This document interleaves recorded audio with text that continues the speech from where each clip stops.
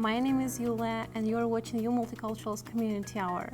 Today we're joined by Markian Tarasiuk. He is a popular Canadian-Ukrainian actor and an alumnus of the Rusalka Dance Ensemble. Even though Markian was born and raised in Canada, he devoted a big part of his life to Ukrainian culture and dance. Currently, Markian is a curator of the upcoming unveiling the Journey Through Ukrainian Dance exhibit in partnership with Rusalka Ukrainian Dance Ensemble and Oseredok Ukrainian Cultural and Educational Center, which opens on June 5th. Hello, Markian. Thank you so much for being here with us today. Thank you for having me. I know that you are a popular face in the entertainment industry. I'll take it, thank you. However, we will talk not about your acting career, we will talk about your connection to Ukraine and your contribution to Ukrainian heritage. So, first of all, can you tell us how did your journey of exploring and learning Ukrainian culture start? Well, with my family is kind of where it starts. With my dad, who's the project manager on this exhibit project, Markian Tarasiuk, he's retired now, he was a teacher in the Ukrainian bilingual program at R.F. Morrison School, so he taught Ukrainian at the school. And both my parents actually met in the Rusalka as dancers back in the 70s. And so that's how they met and they got married.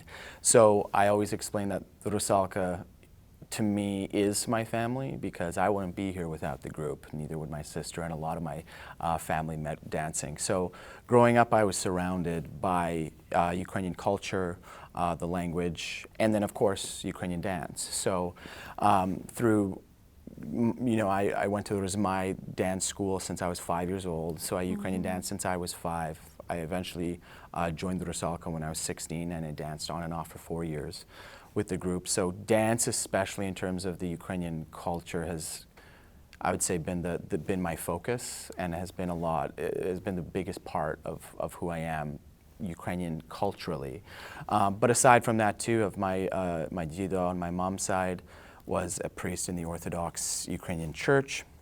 So through the church, Sumk, Rusalka, and then also going to R.F. Morrison, that's kind of how I was brought up with the Ukrainian culture, and from my Baba and Dido on both sides. My Baba and Dido on the Tarasiuk side came from Ukraine, and then my great-grandparents on my mom's side came from Ukraine in about the 1890s.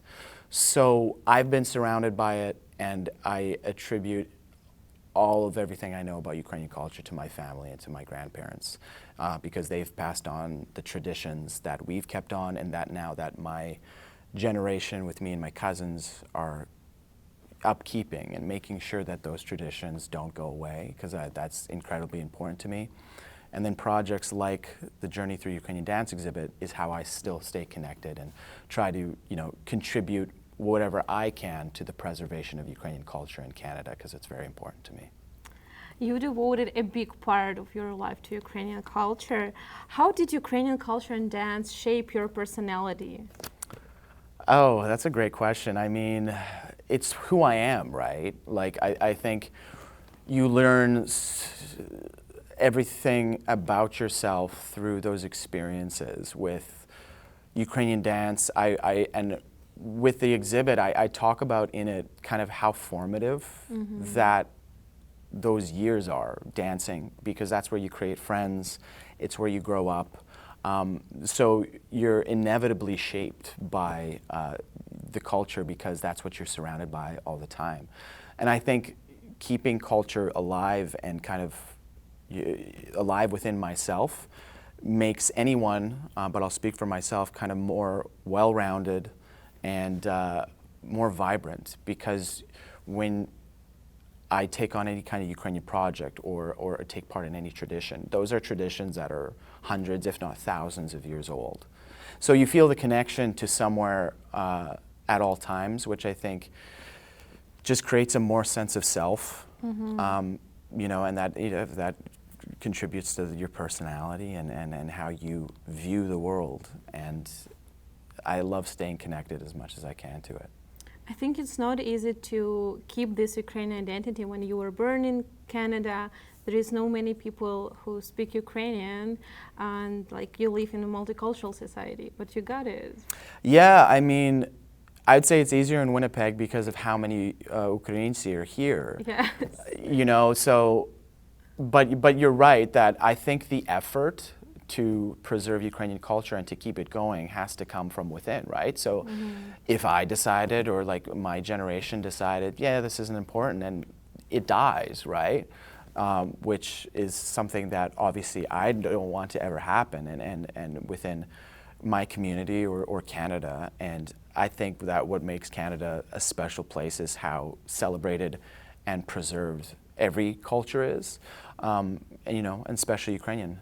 When all the immigrants, the large part came over at the turn of the century into the 1940s, they created all these institutions like Oseredok, like Rusalka, like so many others that still live on today and that have been passed down, that were created by the immigrants, but their legacy has continued. And so it's up to us to make sure, you know, that it keeps going and it is vibrant and keeps getting better is my goal at the end of the day. As far as I know, in 2014 you toured with the dance group in Ukraine. Can you tell us a little bit this trip? This was my favorite trip of my life. Oh, really? Yeah. It was, we went with Rusalka. I toured with the group on a summer. I was at school in Vancouver. I came back to Winnipeg, went with the group. And my parents, I was actually on the fence about going because I needed to work to go to school. Yeah. And so I was going to take away a month of making money, and my parents really, really encouraged me to go with Rusalka because they said that this is going to be a life-changing trip, and it was. So we toured. We started in Kyiv, and then worked our way all the way west to Lviv, and went to villages, multiple places, and I think what will always stand out to me the most about that trip was when we were touring, we would show up to the village or the town or the city, and there were no tickets sold. Because Ukrainians apparently, I don't know, you'll know more, they don't buy tickets in advance a lot. No. It's like, so we, yeah, which still happens here in Winnipeg. So that tradition has been brought over, that nobody buys tickets in advance, everybody waits to the last second. But we would get to these places and we'd be like, how many tickets are sold? And they'd be like, I don't know. And we'd be in this big kind of, you know, old playhouse or theater, and then all of a sudden, 30 minutes to the show, you see it filling up.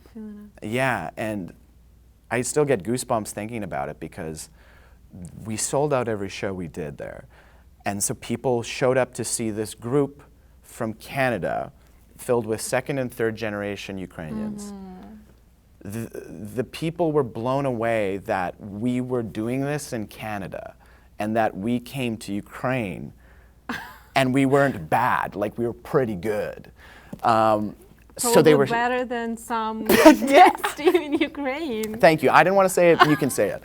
But that was the case. And so they were just blown away and gave us like standing ovations after every dance. And, you know, Rusalka starts off every Ukrainian dance show with Привіт, which is also, uses the music of Червона Калина for the Привіт song.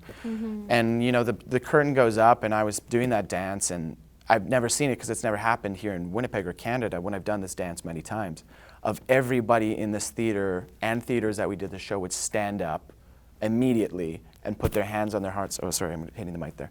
Put their hands on their hearts and start singing with us.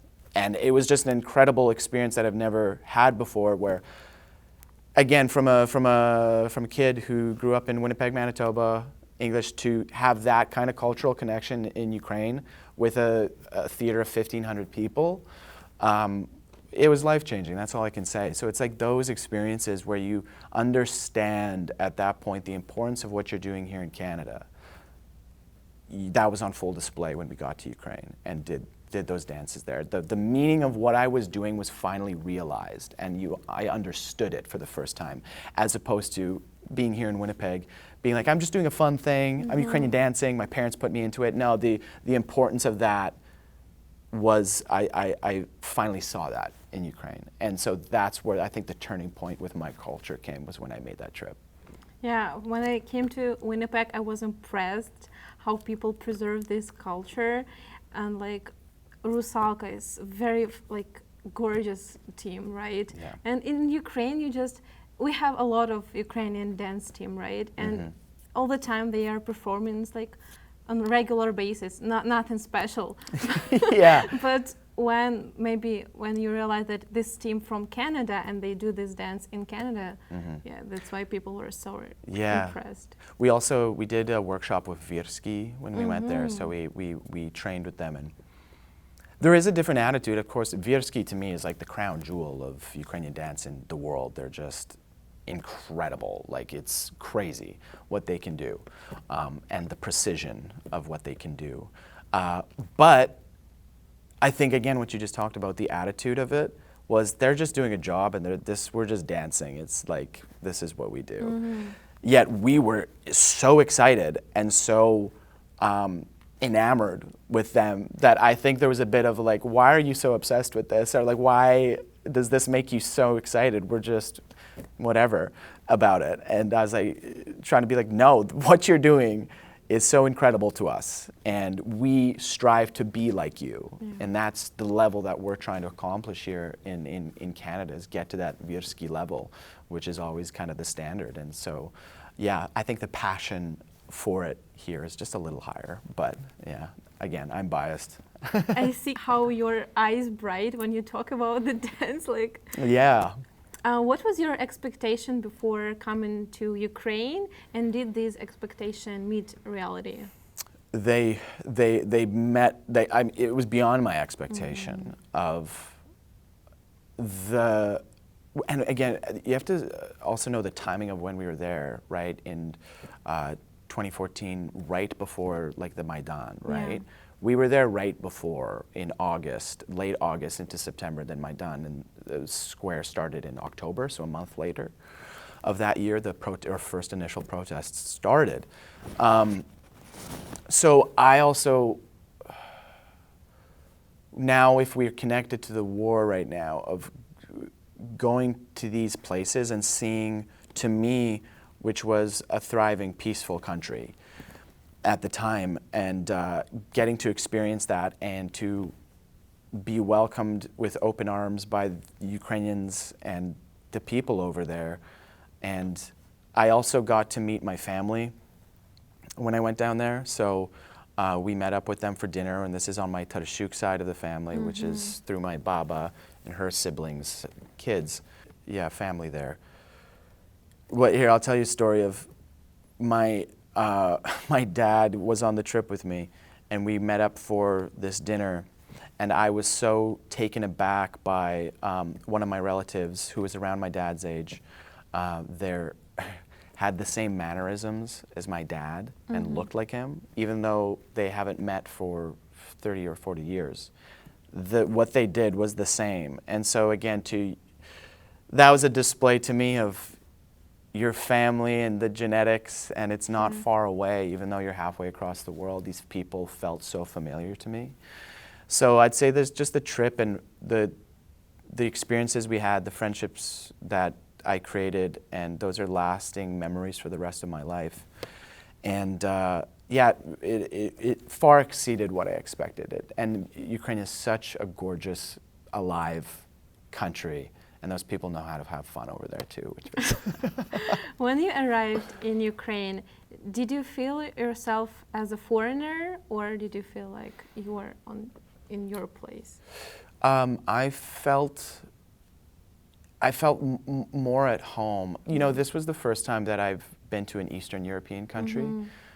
So there are a lot of differences. I think one thing I clocked was kind of still the influence of what I call the Soviet Union was still there. So that was, I guess, use the word interesting to see, of just kind of like how still affected the country is by that influence and the people sometimes.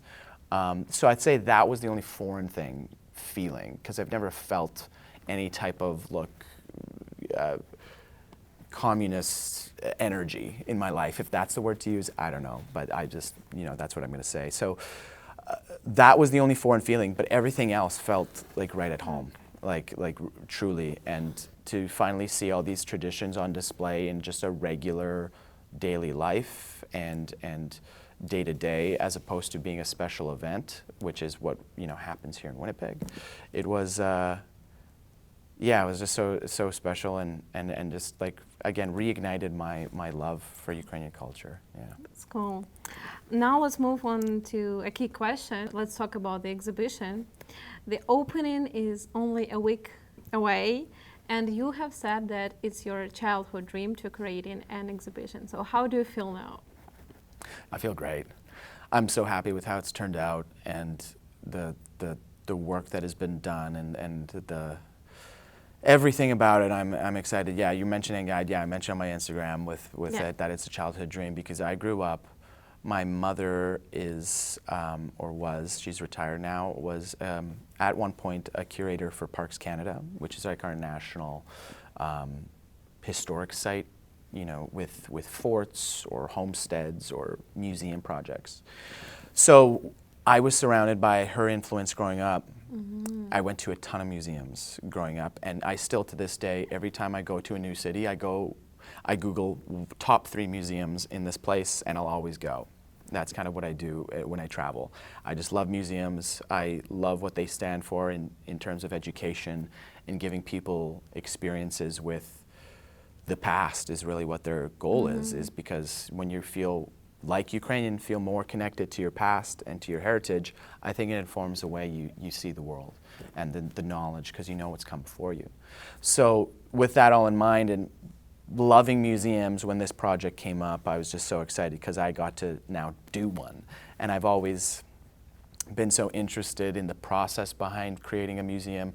And I've learned a ton. This is my first one, so it's been a massive learning curve, but I always wanted to say that if I'm going to do this project, it's going to be like a world-class exhibition, and that's what I believe it is. And so I'm happy to sit here and report that, where it's not. It's pretty incredible. What was your first reaction when you were approached with the offer to curate an exhibition? Were you scared maybe about the responsibility? A lot of on. Well, yeah. Kind of with any project I take on, especially when you're an artist and in creative endeavors, there's always, if you're not scared, I believe that it doesn't mean anything. Mm-hmm. I think that's a good attitude to have, because when you're scared or you're nervous, that means it means something to you, because you want it to be good and you want people at the end of the day to like it and to enjoy it. So how it worked is I originally pitched Rusalka. So I approached them with the project. And with my dad Moron has been working at Oseredok as a volunteer for almost 2 years, archiving Rusalka's materials. Okay. So he's been working at the museum as a volunteer for a long time, and just finished up the project last year. And he came to me and he said, I think we should do an exhibit with all this stuff that we're going to put away for a long, long time after this. It goes up into a closet and it's just part of the archives. Well, let's show the public one more time before we put it all away. So that's kind of where this came from. And so I pitched the Rusalka board about creating this exhibit. I created a story behind it, because every good exhibit has a story. And so that's where that came from. And so we pitched them, and then they, were graciously agreed to the craziness that I was pitching. Because you have to also know too, when you pitch a project, it's not fully fleshed out. And I didn't really know what it wanted to be. I had an idea. And so, kudos to Rusalka for trusting in what my vision eventually became. Which is the museum that you can see next week at Oseredok. I hope to see it. Yeah, you convinced me that you are a big fan of Ukrainian dance, but I think that working on an exhibition is like a huge process. You need to have a deep understanding. You have to have like a great knowledge, but there is always something new to learn, right? So what one thing you have found for yourself during the process that amazed you? That amazed me. I think there's a couple answers to that. We can talk about the process of just creating a museum and what that is. And let's separate the questions. We can separate it, because then there's that of just the process itself of creating a museum and exhibit. And you're right, it's been 18 months. I've been working on this for a year and a half. Just to get to where we were today, because there's so many steps that need to happen in order. I think anybody that goes to a museum just looks at it and it's like, wow, this looks great. But every single detail had to be thought of, and there was intention behind every single part, every screw, every piece of text. Every small detail. Every small detail, there was a decision made behind that, and that I made. So that, I think, learning how much and how many people you need help from all the elements and also the steps of creating from the vision. Then I had to build a maquette, you know, a model. Then I had to get a 3D software model, and then from there I had to hire our authors, our translators, our text people, our projectionist guy, our builders, our painters. Everybody has to come in that I was kind of in contact with to create this. So I think that was that learning curve on that side, that I was just amazed at how much work this all was. I'm exhausted. But so that's that part. But I think on the side of the Ukrainian dance side of it, I was working with our author. His name's Vincent Reese, and he runs tours of Ukrainian dance through Ukraine called the Cobblestone Freeways. So I hired him because his knowledge of Ukrainian dance is vast, and he's a choreographer, an instructor, and him and I collaborated together of what information we wanted to say about Ukrainian dance. And I kind of gave him an outline, and then he went, okay, great. I said, write about this, write about that, write about this. I think I'm thinking about this. And he took it and ran with it and then came back to me. And I was blown away by the information that I never even knew as a Ukrainian dancer, that I've never learned. So I think that's such a great part of this exhibit is if you've ever seen Ukrainian dance, if you ever Ukrainian danced, you're still going to learn something from this because there's information that I had no idea about. We go through all the regions of Ukraine, from like, you know, the Poltava, the Bukovina, to Volyn, to the Zakarpaten. We highlight Polisia, what all these regions mean and why their dances are like that. You know, you see the different choreography, and what I love about Ukrainian dance is the diversity of all the different sections of Ukraine. It's a smaller country, right? Yet the dances from the Hutsule to the Polisen are completely different. Completely different, from dress, from their costuming, to the choreography, to the music. It's totally different. And why? And Vincent did such a great job at explaining the history and the ancient traditions of why those dances are like that, because mostly it's about the geography, what other countries' influences, like Hungary, like Belarusian, and all these different influences that kind of creep into Ukraine. And those cultures are brought in, and that's why this section looks like this. Even with the Zaporizhians, like the history behind the Cossacks and what they did and how that influenced what their dances look like. It's just really interesting. So that I was blown away by that information that I really had never learned before. What facts really amazed you?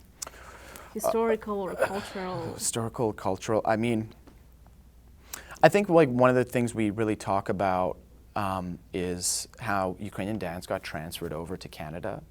That was mostly, you know, brought in by a man named Vasyl Avramenko, who is kind of known as the grandfather of Ukrainian dance in Canada. So he brought it over, and so we talk about, and again, too, these are facts I didn't know, where Avramenko brought in this dance, spread it. He would go from village to village in Canada, teaching Ukrainian dance and creating a culture behind it. And he goes, it was a one-man show. And his legacy then led to groups like Rusalka. And then in 1962, Virsky, under Pavlo Virsky's direction, came to Canada. And that tour that Virsky did, because there's no television showing Ukrainian dance, there was no internet, there was no text writing really making it over to Canada. So that old tradition of just translating by showing you, we're going to get up and we're going to Ukrainian dance and I'm going to show you what it is, was the only way to learn. So then Virsky came over, did a tour in 1962, and it blew everybody's mind and including my dad's, of like, that's Ukrainian dancing.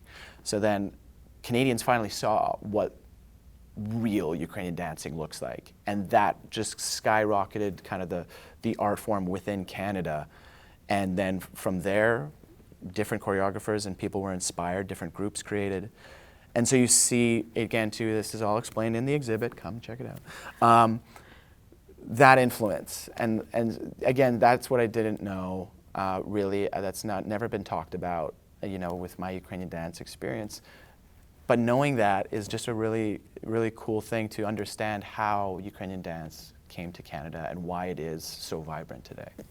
I think after exploring all of the history, now you appreciate it even more. Way more. Way more. Way more. I mean, yeah, from everything. I mean, from all the choreographers and people who've dedicated their lives to preserving Ukrainian dance in Canada, but then everybody behind the scenes. Like, you don't think about who makes the costumes, who does the boots, who's making all these things. And we talk about it in our exhibit of that. In order to keep something like Ukrainian dance alive takes a massive group effort and a lot of people.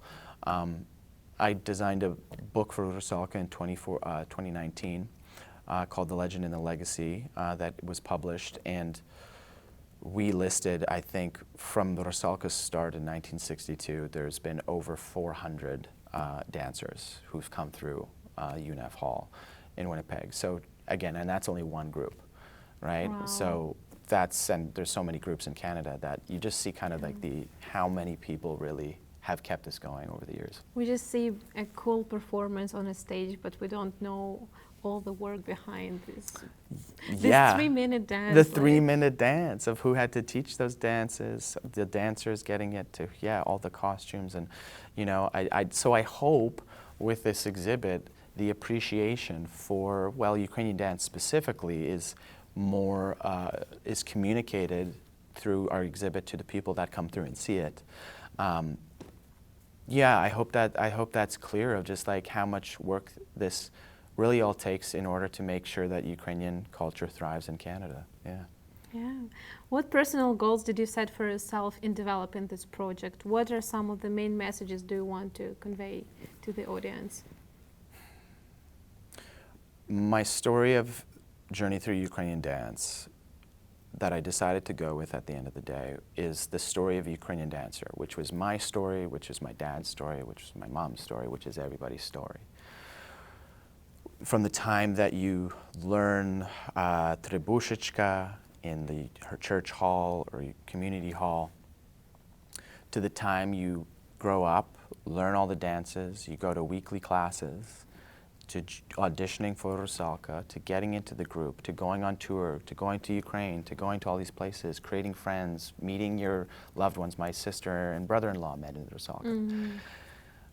So a lot of families have been created through Rusalka. Specifically, we call it a dating service as well too. So if you're looking for a Ukrainian man, you can go join the Rusalka, and there's plenty of guys looking for Ukrainian wives. Then you decide to hang up your boots. You decide to retire, and then you decide to also continue to help out the group as a chaperone, as a board member, as a support. The journey through Ukrainian dance is the educational journey through Ukrainian dance, but also what that means, it's the journey that a dancer or a person takes when they decide to join the world of Ukrainian dance. Because I found that story is universal across everybody I've talked to and everybody I've experienced within the group. So I try to tell that story and connect the emotional side of being part of a dance cultural group. And you asked me those questions before, right? Of like, how has it shaped your personality? How have you been influenced by it? It is greatly influenced. So I wanted to make sure that story was present within the exhibit. So what I call the emotional side of it. So I hope that's actually what people take away from it, is they understand how effective something like dance is to, number one, our communities, but also to people personally. And if you get to experience that through the exhibit, that's my goal, is hopefully you get a sense of how important this is to me, to a lot of people. Because I think one of the things with dance, for example, as opposed to language, you were asking me if I spoke Ukrainian. I wish I knew more. But in order to speak Ukrainian or learn a language, for example, that's like a lot of work. And so I think it's less accessible for people because the time commitment to undertake a language and learn everything like that. for why I think choirs and especially dance groups thrive within Ukrainian culture is because anybody can dance. Anybody can dance. And yeah, it takes some practice, but I think we all inherently can dance at the end of the day. So to me, it's the most accessible way to engage with your culture is dance, is the easiest thing you can do. I don't think Ukrainian dance is easy.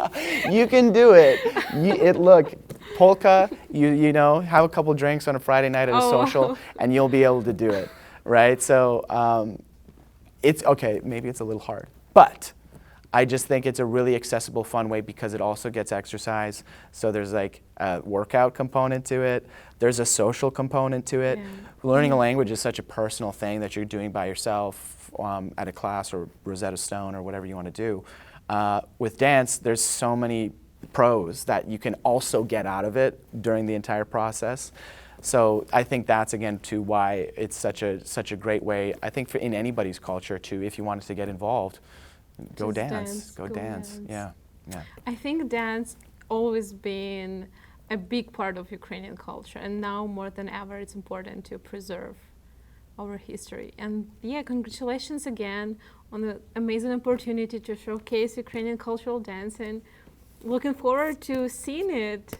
Thank you for having me. Those are such great questions, and yeah, please. It was such a great answers. Oh, good. I'm glad, but. Yeah, I know. I hope to see you there, and I hope that anybody watching just comes and checks it out, because it's been a labor of love by a lot of people over these years, this last 2 years. And so I just hope that people can come and just enjoy it at this point, because that's what it is. It's free of charge, so it's accessible to everybody. There should be no barriers to Ukrainian dance and to education. So it's totally free. And I just hope people check it out and enjoy kind of the work that's been put into it. And it is really a celebration of Ukrainian joy. And that's always what I've said about in this last year and a bit from the war is there's tragedy happening. We see it every day on the news. But what they can never take away is the culture and is the joy we can get out of it. Mm-hmm. And that's hopefully what this exhibit accomplishes, is it displays the absolute joy that is Ukrainian dance and Ukrainian culture, and the joy that it's provided for the over 400 dancers who've come into Rusalka, who've gone through the group, and yeah, changed their lives forever. So come enjoy it. After your answers, everyone wants to see it finally. I hope so. You are a great promoter. Thank you. Good, that's good. I do this for a living, you know. It's just one of these things. It's my job. I gotta be too good at it. Yeah. Thank you, our audience, for joining us today. We hope you enjoyed. Don't forget to like, share, and subscribe to see our upcoming episodes.